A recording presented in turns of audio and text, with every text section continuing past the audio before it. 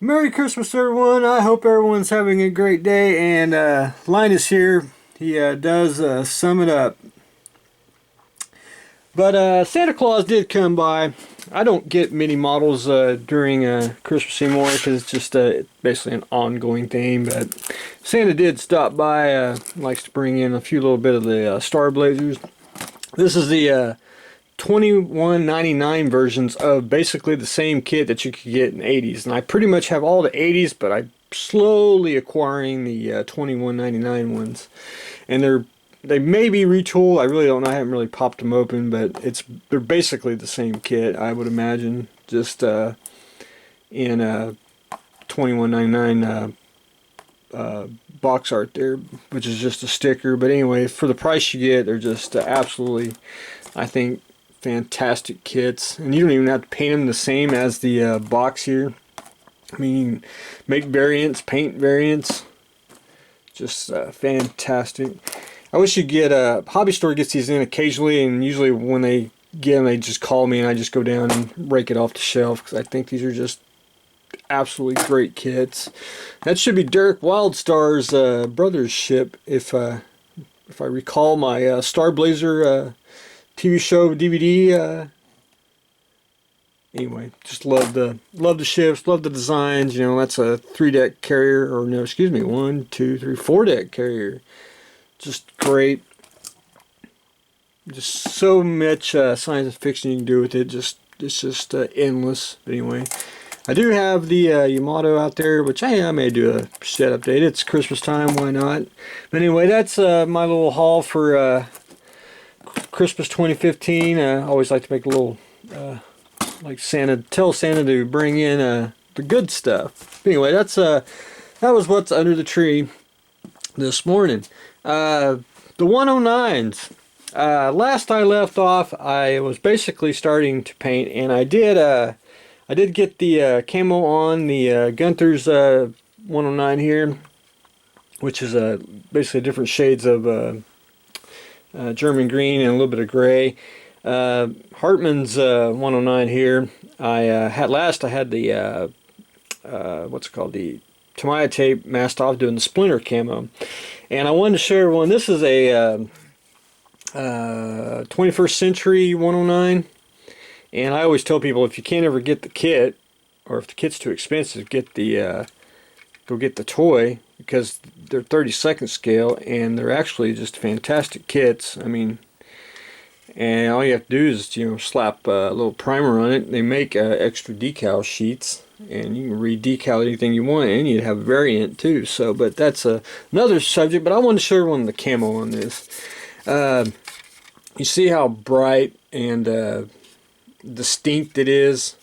And I'm not saying that the camo patterns in World War II were that, you know, especially on German planes, were that bright and just, you know, vibrant. I always, and my style of doing stuff is, mine are very subtle. If you can pretty much tell the difference between, if you can see it in the light, how bright that is, and how subtle mine is. Once you see mine, the way that when the light hits it, you can see the different ways of, you know, it hits, it looks like one color, and then when the light hits it, you can see that the splinter pattern. That's what I believe camo should be. And if you see it under normal light, same way. It's not too bright, not too dark. And I do that almost on every camo I get my hand on. I just prefer it. I think it looks more natural. I think, personally, the like if you see this in a World War II photo, it's black and white, and I think the black and the white contrast each other, and that's why it makes them super dark, and that's probably why they make the camo patterns, you know, really dark like that. But I could be wrong. That's just my views on it, you know, and then my style of modeling, which, you know, if you go to a table and you see a bunch of 109s on a contest table, you know, you'll be able to spot mine right off the bat, because mine will be different than everyone else's way of style of painting.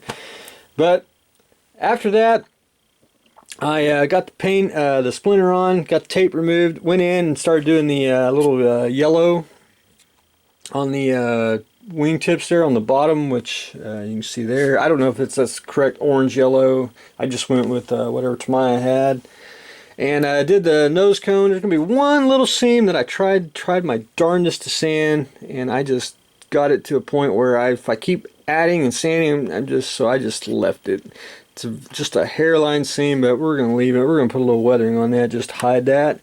On the Gunther one here, I put the yellow band, and I really don't do them. I don't like to go really thick like that. I like them faded. I think it looks more realistic. And there's a little bit of a sheen on here because I did put a little bit of future on, because I did start putting the decals on.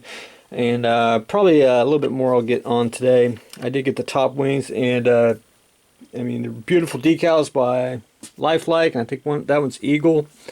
They just go on great. Very little setting solution, and bam, they just pop on. I got that on. I'll probably get the bottom Balkan crosses on and the sides, and I'll probably do the same for this one. That's the I think the bigger of the decals, and let that sit today, and then I will continue on after that.